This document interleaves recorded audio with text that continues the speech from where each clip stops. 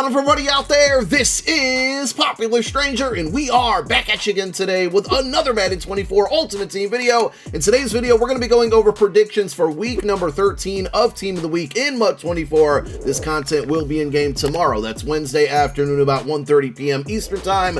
Let's talk about the overalls. Now, I'm not 100% sure on this one, but I think we're going to see 93 overall champion cards because we had the Mix Up Monday promo that came out yesterday, and that did feature 393 OVRs. We did see a couple other 93s with the Blitz promo and the cover athletes, but those were kind of like special limited cards. Now that we've seen non-limiteds get 93s as well, with Zero Chill also coming out on Thursday, I think it's safe to assume that 93 overall Team of the Week cards will happen tomorrow. We'll probably find out later tonight on Twitter. They usually tease out a card or two at 7 p.m. Eastern Time, so that'll give us our first hint. But let's go through the predictions here, and we're going to start, as always, at quarterback, and this one's a late entry. I actually don't think it'll happen, but we got to mention his name here. Jake Browning from the Cincinnati Bengals. Fantastic Monday night game. Now, we've seen, I think, one or two Monday night football performances get rewarded with Team of the Week cards, but early in the year, like weeks 1 through 3 or 4, good people got snubbed, and I don't know if they're going to go ahead and give this guy a card, but he did have 354 passing yards and one passing touchdown, and again, a huge win over the Jags. They were like 9.5 point underdogs, so a big win, and he looked good. Can he, carry the Bengals to the playoffs potentially? If he plays this well every game, he might be able to do it. I don't know how far back they are from playoff contention right now, but big win for the Bengals there. Brock Purdy, I got to give him his props there. A lot of his yards did come, through after the catch, but he had a fantastic game against my Eagles there. Now, he already has a 90 overall card, so I don't think he's actually going to get one, but we are going to mention it because he's a serious MVP candidate, and he had 314 passing yards on Sunday with 4 passing touchdowns. So those are my two predictions for quarterback. We got a couple more when we talk about LTDs in a moment.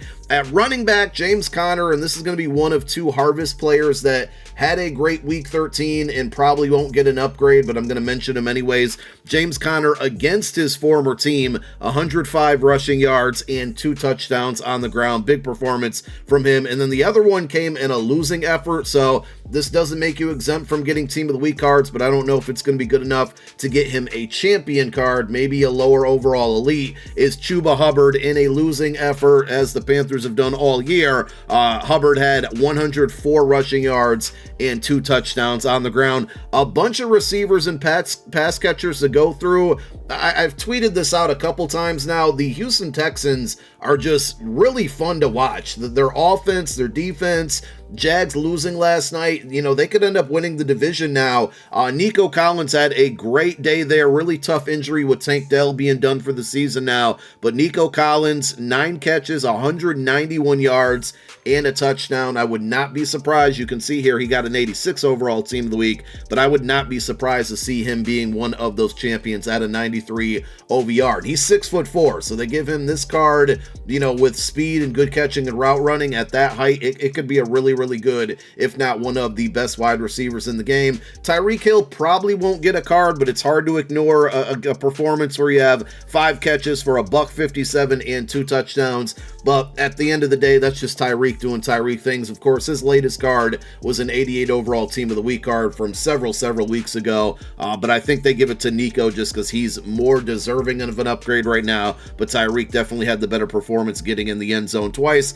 Sam Laporta, he should get another upgrade. He's another Team of the Week player here, or previous Team of the Week player who's had a fantastic season. I picked him up on my fantasy team, I want to say week number 3, maybe even week number 2 of the NFL season. I just noticed early on how much Goff was targeting him, and I don't regret it. And he had another really big performance here in week 13, 9 catches, 140 yards, and 1 touchdown. Just another player who could deserve an upgrade. And another 49er who deserves their props, especially Debo, because he ran his mouth all summer, and he backed it up this weekend with his performance. 4 catches, 116 yards, and 2 touchdowns. So some really big and potential good wide receivers that we could see in this Team of the Week drop for week number 13. On defense, I don't really have a lot of big names or a lot of names at all. So Bud Dupree, probably going to happen here. 7 total tackles, 2 sacks, and 1 forced fumble. Good, pretty good performance. But at the end of the day, it's just not going to be a very exciting card, sadly, even though outside linebackers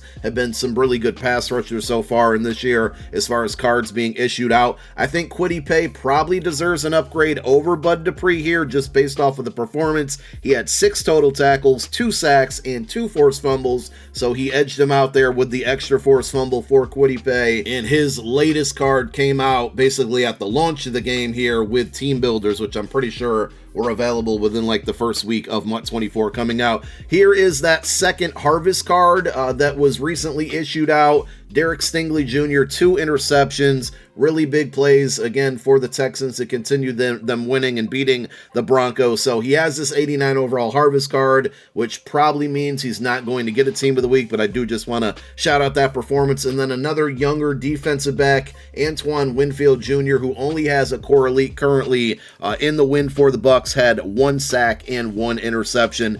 And that's all I got on defense. Now let's go ahead and talk about the LTDs. Remember, these are players who had a good Week 13 performance in a prior season, and I almost put this one as the thumbnail art and the title just to mess with you guys, because I know you get all stressed out when I put Eagles predictions in my videos. But we got Jalen Hurts. That's right. Jalen Hurts had in 2022, Week 13, 380 passing yards and 3 touchdowns. Do I believe this will actually happen? Absolutely not. I think he ends up getting a 0 chill card, but he's certainly due for an upgrade. He's just sitting there with the core elite card. He had that, ultimate preseason 80 OVR, but him and the next player, and we got one other after that, but Nick Bosa is another one who needs an upgrade. He's only got his core elite 86 overall back in 2022, that same Week 13, same season as Jalen, had 3 sacks and 1 forced fumble. So do we see that one happen?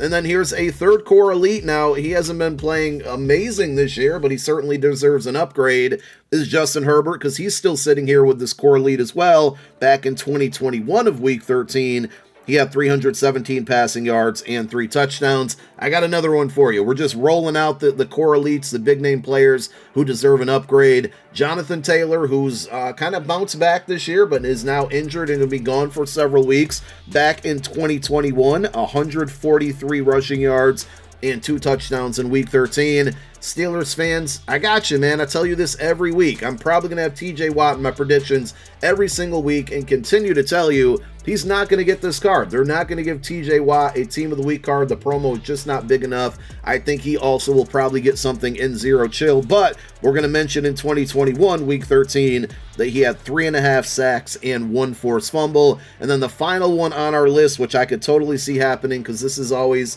a MUT favorite, a pack seller, is Darren Waller. So he has that ultimate kickoff card from the limited time head-to-head event, which was, several months ago.